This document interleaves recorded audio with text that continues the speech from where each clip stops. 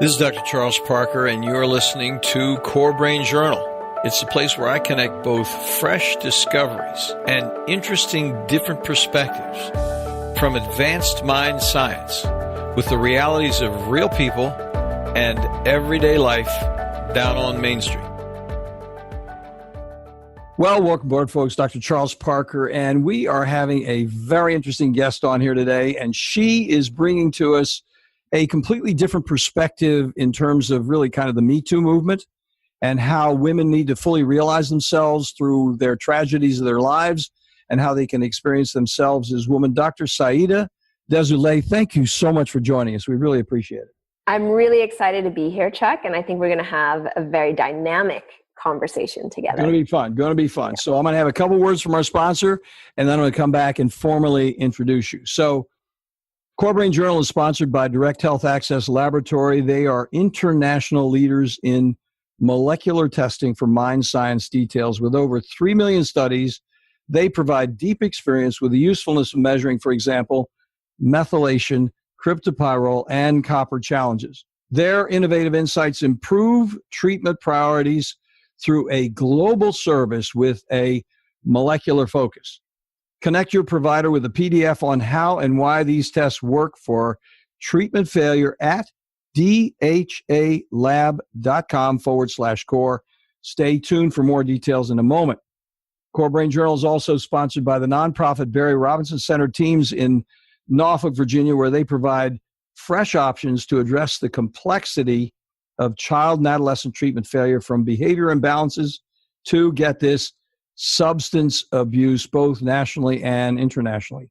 Most interesting, they have a similar pattern, is their deep focus on data-driven biomedical advances that measure specifics on what to do with those treatment failures, even after multiple hospitalizations are extensive outpatient work.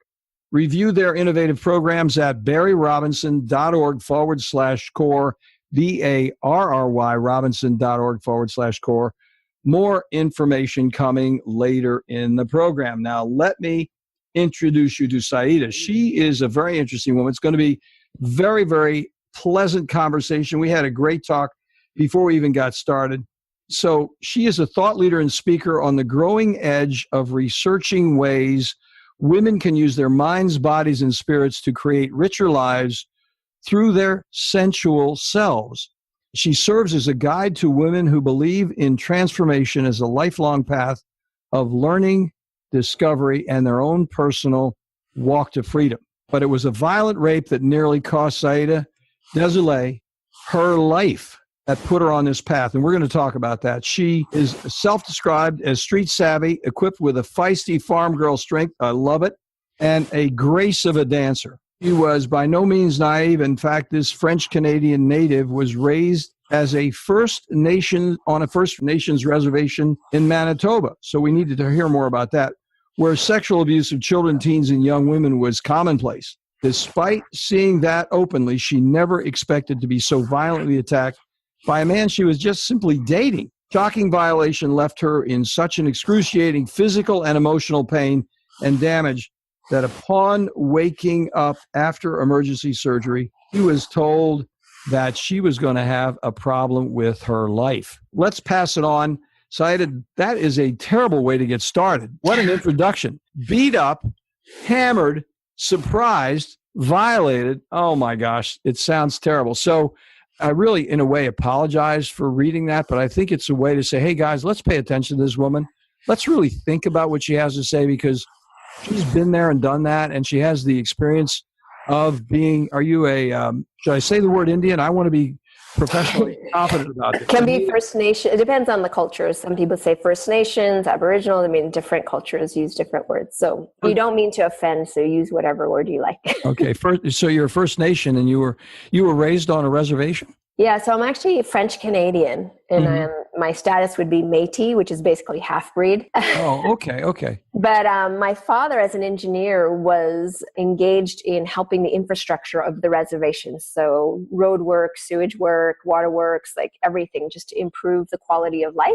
And of course, he brought his family with him.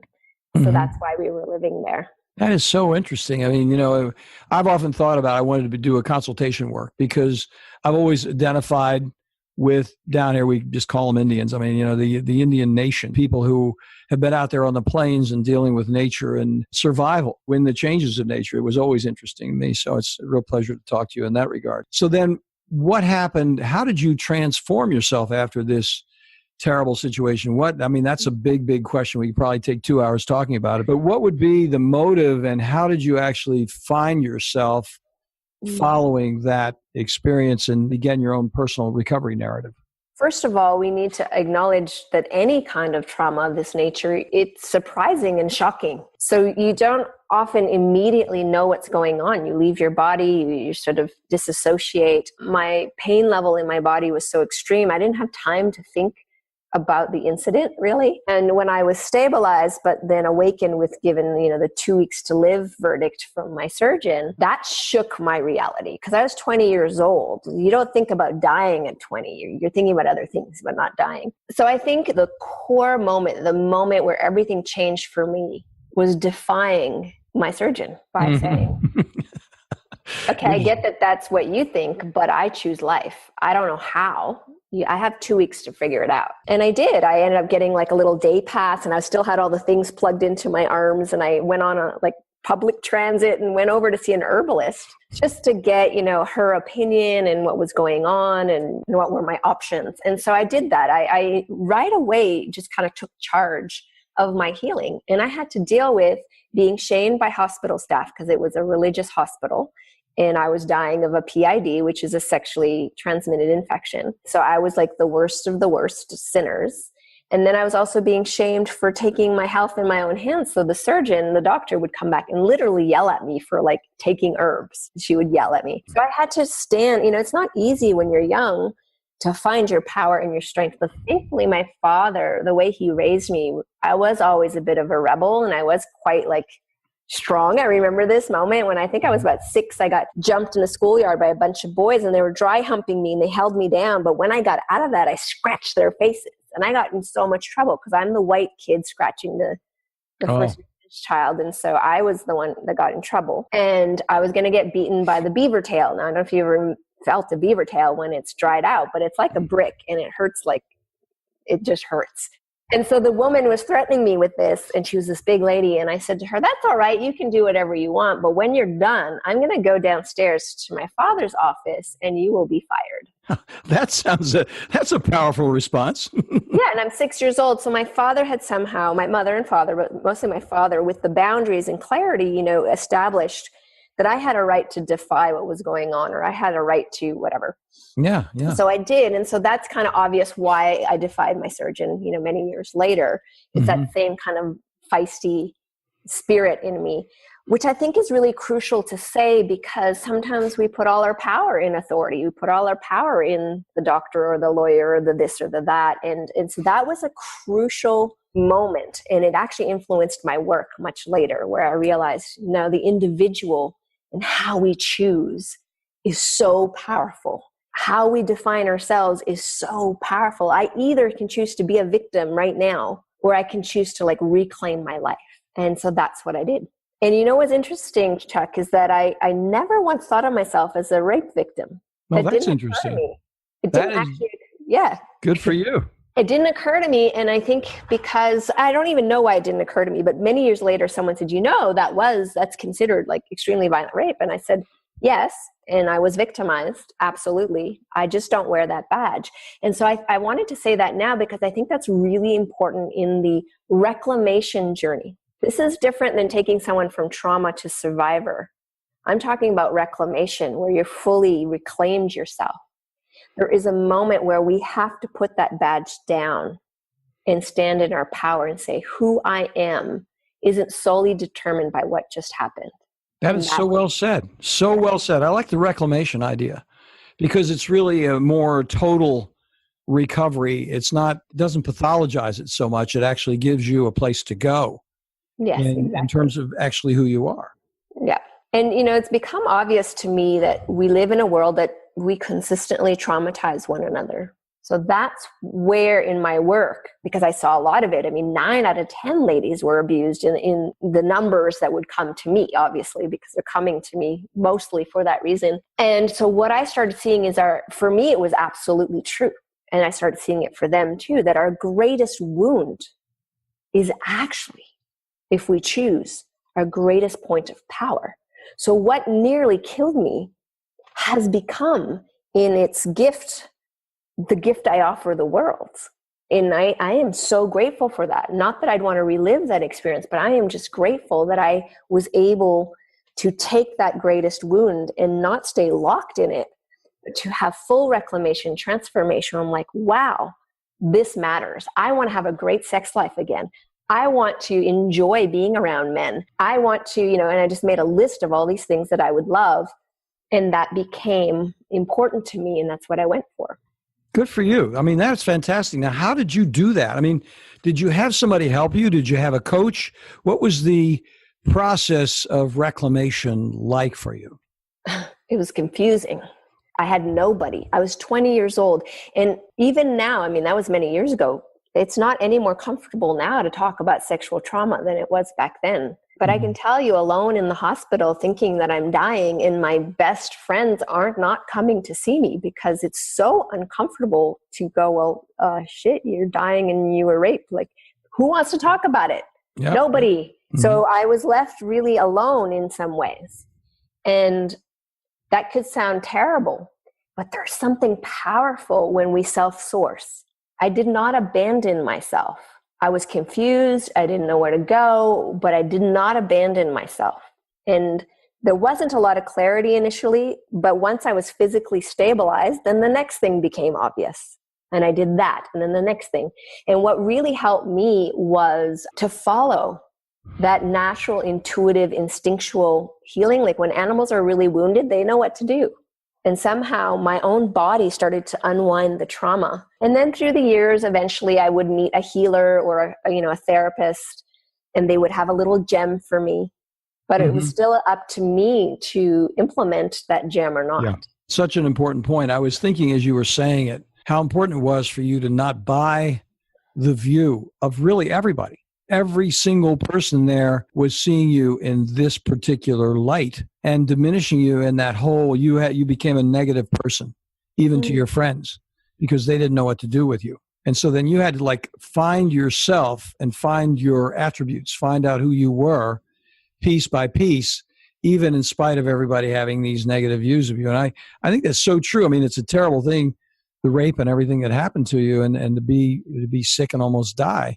And that little piece right there is what happens every day to so many people. They can either decide they're going to live in that perception, into the group perception of themselves, or they're going to transform themselves and move past it. Exactly. And so my journey of healing myself, because there was such a full reclamation, a few years later, women started coming to me and they're like, I don't know what you're doing, but I want some of it.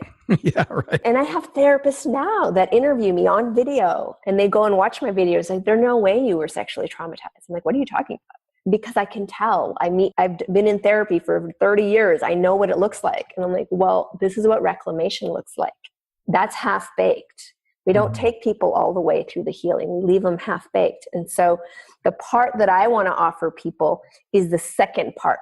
It's the part where we go into thrival, where we transform the wound into the gift, because that's the path that I took. And it's the journey that I invite every single woman who's in my community to take for themselves. Yeah. And I would say take one step further, the global community, because we see this happen so often. I mean, it is a guy thing too, because guys have the same experience, whether it's a business trauma, which is obviously not the same thing. And I don't mean to trivialize your experience, but there's a metaphoric similarity to how a person deals with trauma. Either they decide they're a bad person or inadequate, and this person who was difficult with them has identified them as a negative experience, and they then accept that, or they're like, you're full of crap. This is not where it is. I'm going somewhere else. I would say that there are many defining moments in life, but trauma is definitely one of those defining moments. What we choose to do post that experience, because now, like with, as you mentioned earlier, the Me Too movement has come out and many other things, we just get to see the prevalence of trauma. That's sort of what's become self-evident. But we're also looking, like, this is not excluding trauma in wars. Like, there's a lot of trauma on the planet. So how do we help people who are in those experiences have a reclamation and actually get to enjoy the rest of their life, get to create the things that really matter to their heart instead of being kept in a PTSD, shut down, like reactive, fearful place? Well, I think it's interesting that you took the actual sexuality of the situation and made that into a transformational experience, because the title of your book is, okay, I'm going to be a sensual, alive, sexual woman person, as opposed to I'm going to be a damaged, non-sexual, sexually debilitated human being. And that you actually took that experience and transformed that into becoming alive as a sensual woman. That's the title of the book, basically. You're really saying, okay, I'm going to be fully who I am as an adult human being in this respect as well, even though this happened to me. Absolutely. That was a big shift, because I think it's a very unusual, paradoxical shift that you would go that far into that recovery, and that you would actually take that. How did you actually come to that part of it? Because that would be an interesting thing to women who've experienced this. What made, because that's a unique perspective. To say you're feeling better is one thing, but to actually achieve a certain level of comfortableness with your own sensuality and sexuality, having had that terrible thing happen to you, how did all that take place? I want to be honest here, because the way that I was raised, so the subtitle of my book is Awakening Erotic Innocence. And now that I've done a lot of this work, I see that we actually mature erotically and emotionally. So there is a maturation journey that we go through. Erotic innocence, we all go through from birth. Like we're born this way. But there's a return to that. So I just wanted to say that the way I was raised was so healthy that I never lost that innocence. And I was raised in a way that was very well boundaried, but I was never shamed for my pleasure. And I was the only girl that wasn't sexually active as a teenager. Now, I was with myself, but somehow by having a strong sexuality on my own, I got to see clearly the dynamics of teenage relationships and went, I don't want that. I don't want that. I want something else, but it's not going to be that, because I could see how much my girlfriends were suffering. And so I waited. I was actually a very late bloomer sexually, but I was very empowered and ecstatic from birth. Pretty much my mom said she thinks I was, came out masturbating. You were ready. I was ready. I was probably doing it in the womb. So there was this sense of comfort. I mean, I was 5 years old teaching other 5-year-olds where this very pleasurable spot was on their body, with no shame, with just pure like, oh my God, you need to know this because it's so good. And then of course being shamed by an older sister who caught me in the act of sharing this wisdom. And my thought as she was yelling at me and saying I was horrible things to me was, she probably doesn't know where that spot is, because I think she wouldn't be so angry if she did. Right. I mean, so you can see the character of this erotically innocent, integrated, healthy child.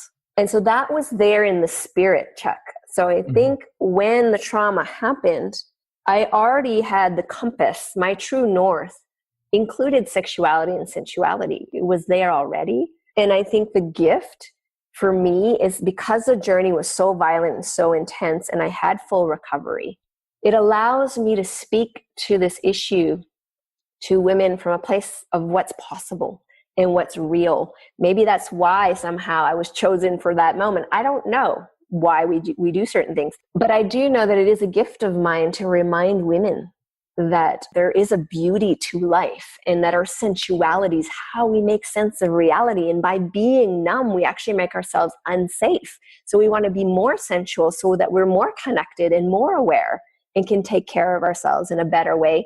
And on a positive side, that translates to healthy, expressed sexuality. So those thoughts were very important in my transformation. Well, two thoughts come up in regards to that. So first of all, compliments to you. I didn't really quite get that from your bio. That's hidden in there. I don't, but that is really well said. You said that so articulately. And I'm speaking as a person who's spoken to women who have been traumatized, and we've come across this conversation. And a person's like, no, I really can't experience any pleasure. I don't really want to experience any pleasure.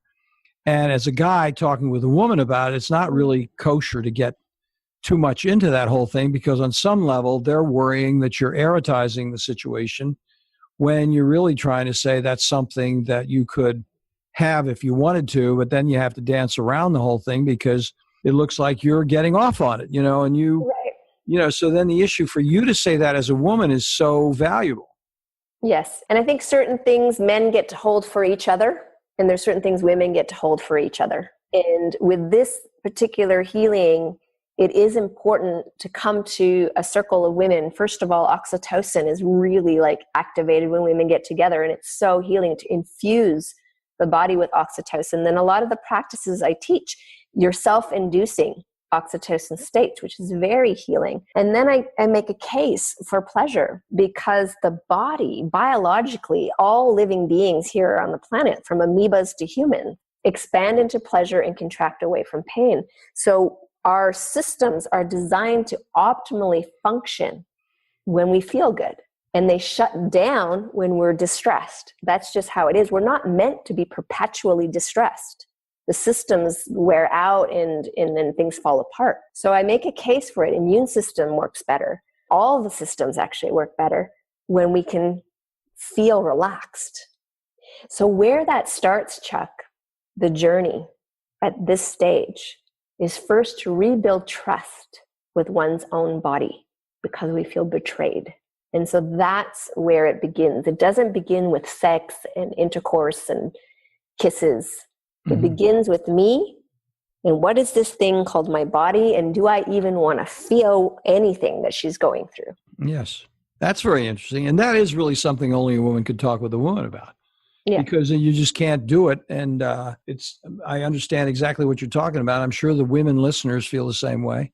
And I would be very surprised if the guys didn't feel that way as well who are listening, because it's not just a woman thing.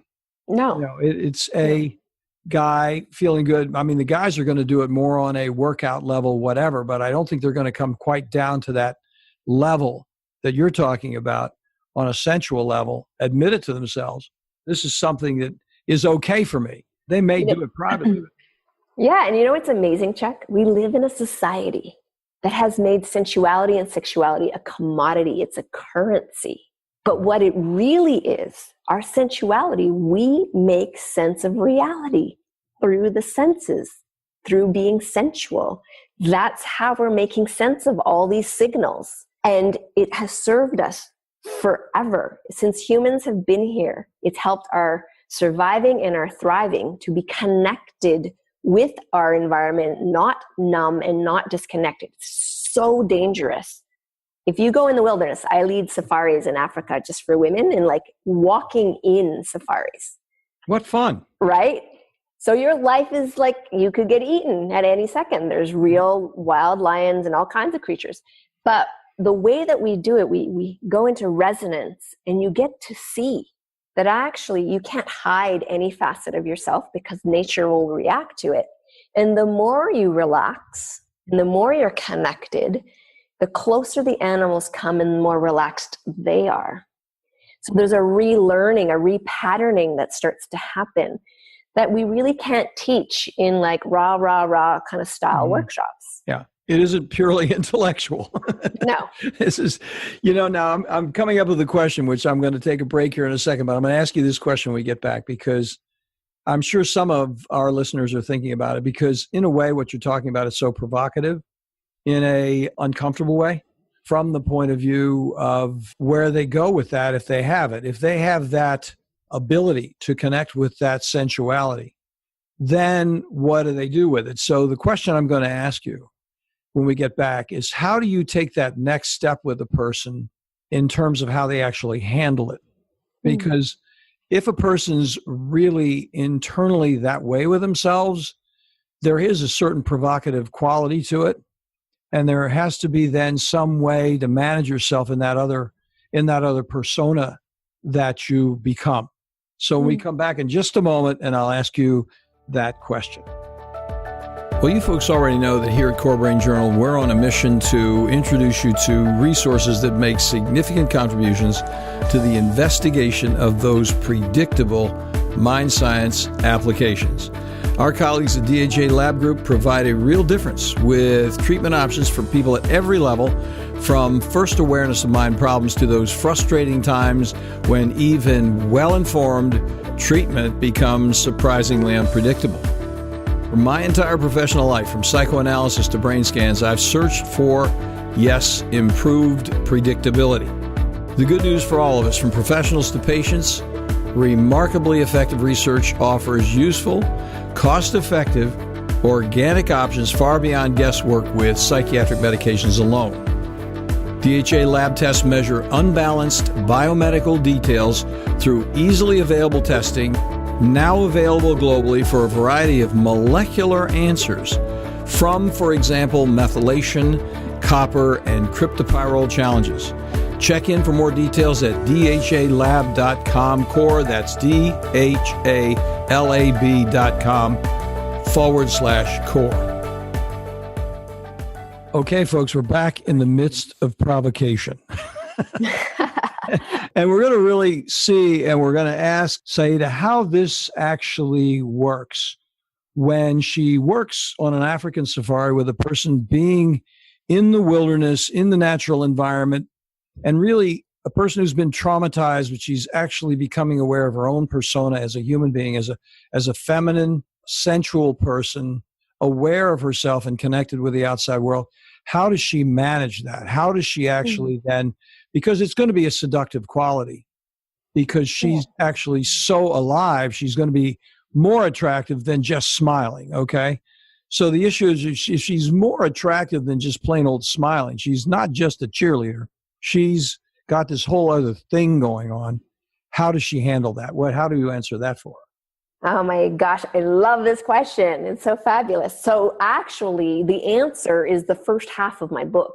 I literally wrote a philosophy on the art of succulent living to help answer this question in a very profound way, because we live in a world that does not understand what a woman is like when she's fully at home and at ease in her own sensuality and sexuality, and just lives in accordance to that, in right relationship with it. What does that look like at work, in relationships with family, with children, et cetera, et cetera. So the first thing I want to say is that with sexuality, so the concept, I think you mentioned a little earlier about sexual sovereignty. We just kind of skipped through. I want to define what that is, because it answers this question. So sovereignty meaning full autonomy, full authority over one's domain. Could be a country, but in this case, it's my body. And this means my fertility, my pleasure, my sexual orientation, how, when, what, all of that is my business and my choice alone. No institution or person or anything external has the right to tell me how to live in that sense. So that's the sovereign bit. I included sexual because a few people are like, why didn't you just do body sovereignty? I'm like, because we would exclude sexuality. We're so afraid of it. So I want to include it. And that's very, very important in this day and age to understand that, because to be born a sexually sovereign being where we respect that this is a sexual being, not a commodity, but an actual human being that has sexuality, and that they're sovereign is crucial to how we socialize. And when I was looking at the rights, the human rights, what I realized is there was nowhere on the planet that we actually have the right to our own body. Maybe because it's obvious, but it's never been stated, not clearly. So it's not really been claimed collectively. We haven't claimed this right. That is a profound thought. I mean, when you think about it, that's a barn burner right there, because it's so true. Sorry to interrupt you, but that was just... I love interruptions. They're fun and dynamic. That is a very serious thought. Yes. So if it is a right, that doesn't mean entitlement. Rights come with responsibility. So the point of sexual sovereignty, first of all, is a profound respect for one's own self. What is my boundaries? What's my body? What are the needs? Taking a stand for that, having this deep reverence, this deep respect, this responsibility, and that inherently would then transfer outwardly. Okay? It's an inherent quality. If I deeply respect myself, it's natural I respect, it flows out. So for a woman who really claims, and a man too, sexual sovereignty is not just for women, it's for everyone. And if you're born human, you have this. Either everyone has it or none of us have it. You know what I mean? It's not, It's just all or nothing. So for a woman who's really choosing that full claiming of her sexual sovereignty, she will go on a journey where she will be confronted with looking at all the definitions that she's accepted from external sources about herself. First of all, we live in a culture, like I said earlier, that has made sexuality a commodity. So on one hand, we sell everything with it. And we tell women, your only viability really is how sexy you are. Now, we don't say it directly, but in the marketing and everything that's happening, the sexiest woman wins, right? Yeah, that's true. But the second a woman claims that, she's a slut or a whore. Yeah. How confusing, especially to young women. I mean, when you're a little older, you kind of figure out your way a bit, but that's confusing. So you want me to be this, but the second I claim it, I am a slut. Yeah. So what we need is, we need to strengthen people enough, their self-esteem, their self-value, where the definition of other doesn't carry more weight than our own self-definition. Very key point. Very key point. Absolutely. I mean, I was just, as you were saying that, I mean, that's the reason I asked the question, because that is where a person has to go with this, is that operational perspective of daily life. And that's a very good answer, the way you said it, because basically what happens is you can't be defining yourself by any of these other, and you have to really break through what you're saying. It's interesting to hear it. You have to break through all the various modifications of perceptions that people have about how you are, who you are as a person, and what their sexuality is, what their view of that whole thing is. And you have to live with yourself in all of those varieties of contexts. That's a doggone interesting point. And what's interesting too is when people talk to me about sexual sovereignty, I say, well, it's actually none of my business how you orient yourself and who and when and what you do sexually. Mm-hmm. It's not my business. It's your business, but it's not mine. I would never claim to define that for anyone. We must claim that for ourselves, and that takes responsibility to do that. It really does. And you know what's interesting, Chuck? In our society, there's this weird idea that if women were to become fully liberated sensually and sexually, chaos would ensue. Families would fall apart, and society would be this disaster. And these are not my words. These words have been around for a long time. Yeah.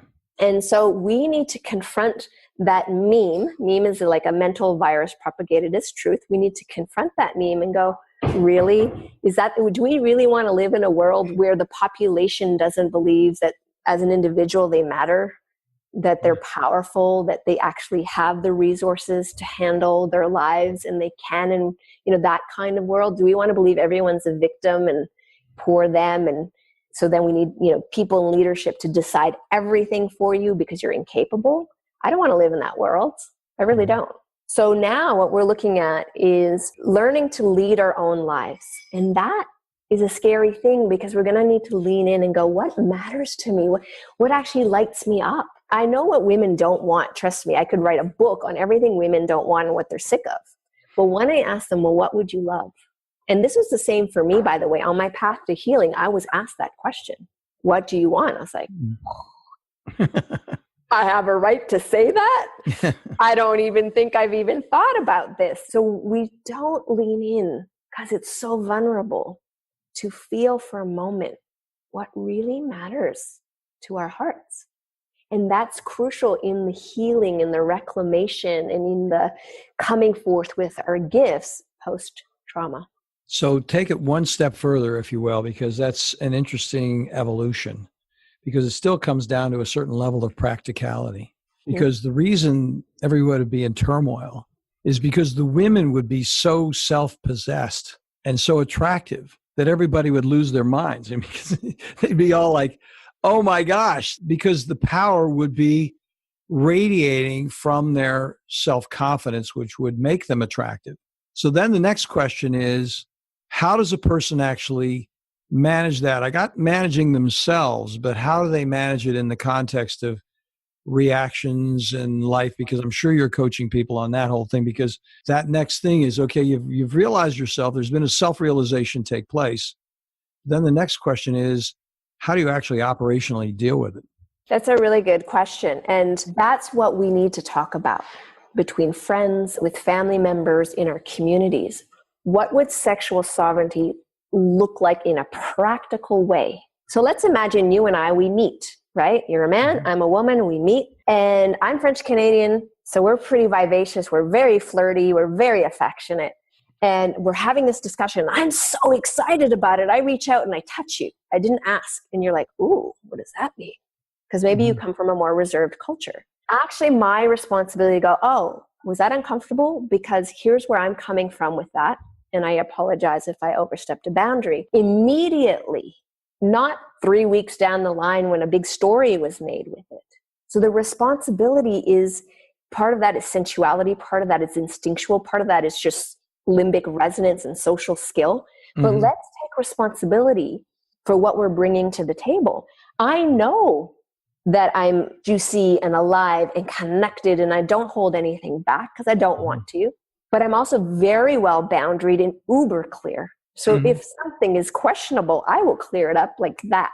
That is probably the gift of the Me Too movement, is to activate this in all people. Let's speak and let's own our feelings. Let's be accountable, not just demand accountability outside, but let's personally be accountable. And that's how we're going to change the world. And so if something is uncomfortable, say you say something or do something that goes a little too far for me, right? And you're taking it way too far. I'm like, whoa, Chuck, just a second here. Relax, like, buddy.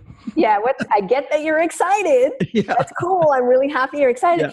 But here's what's going on for me. I'm married. I'm madly in love with my husband, and this is not going to go anywhere, but I'm happy to like be playful with you as long as you understand the context of this exchange.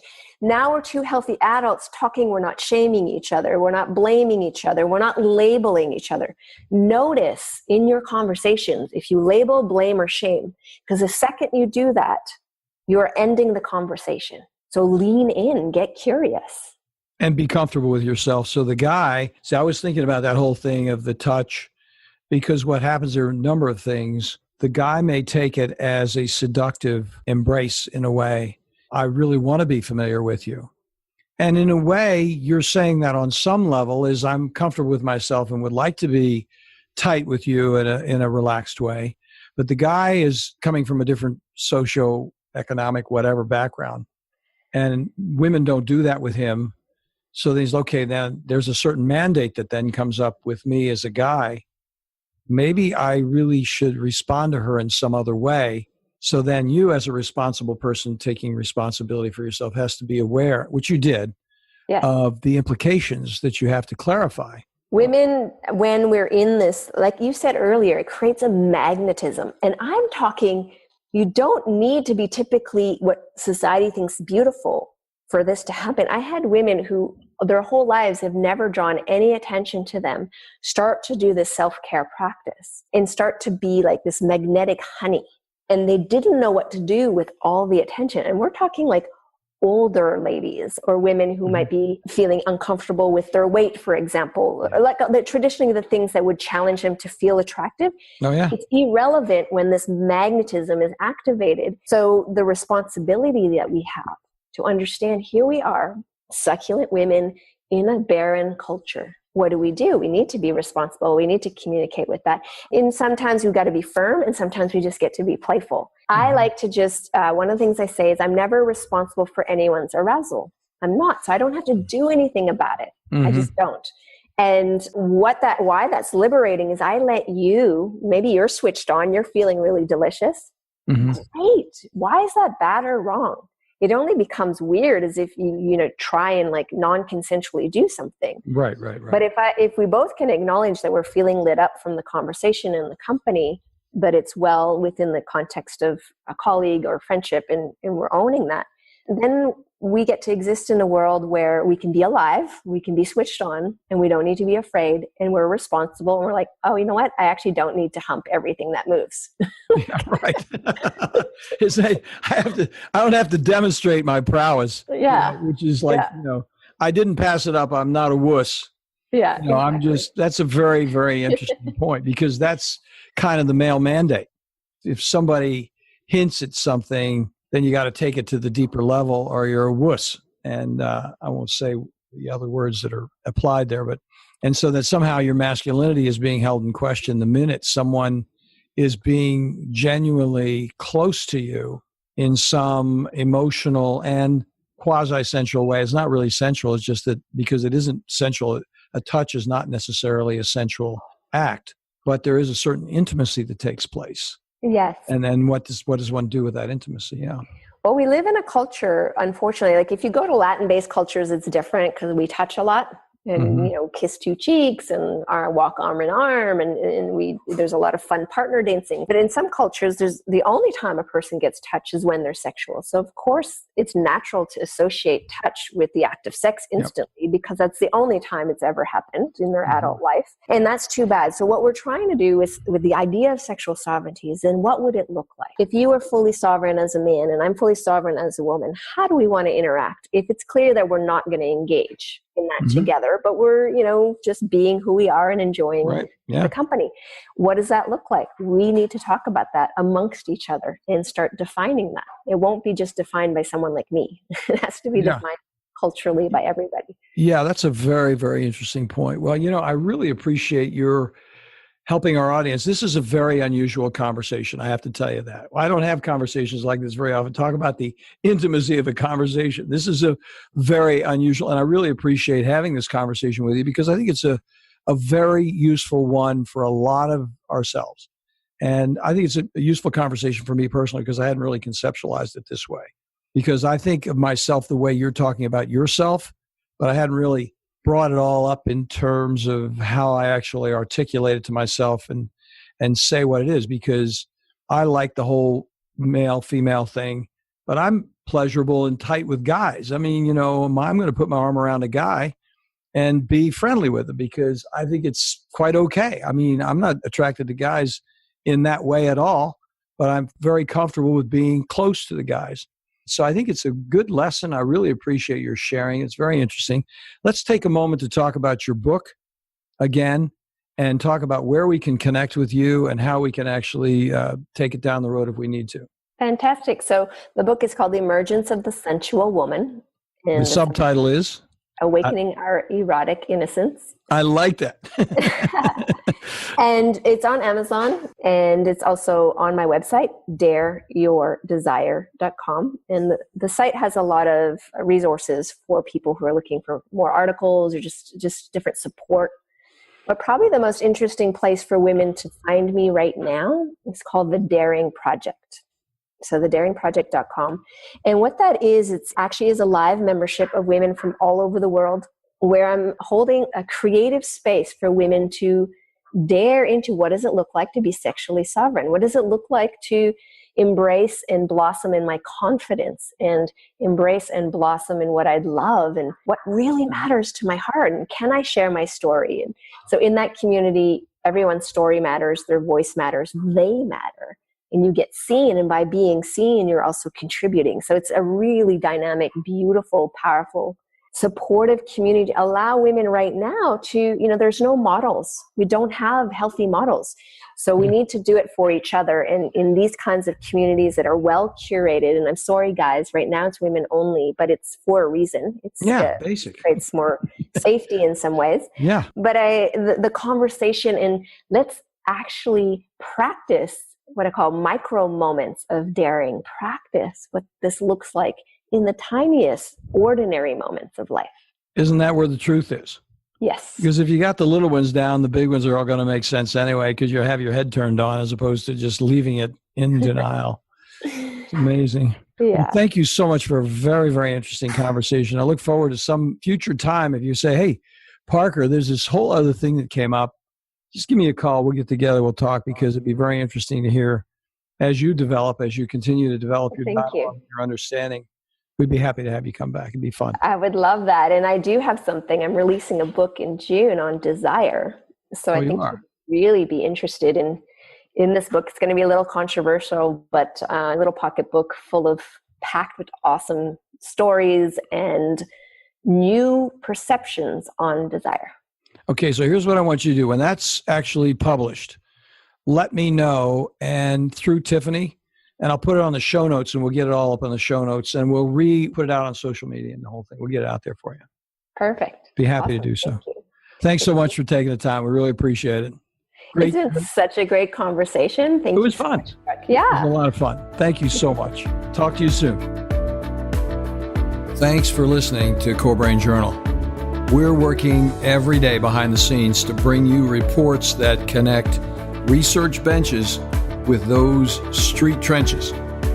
Here we share the complexity of mind science because, as you know, details really do matter. One of the most pervasive, misunderstood challenges is how commonplace medications, like those written for ADHD, are used so regularly without clear guidelines. If you think you'd like more specifics, take a minute to download my 2-page PDF packed with video links and references on the absolute essentials of how to start ADHD medications. They're easily available at corebrainjournal.com/start. Thanks for listening. Do connect and stay tuned. Together we can make a difference.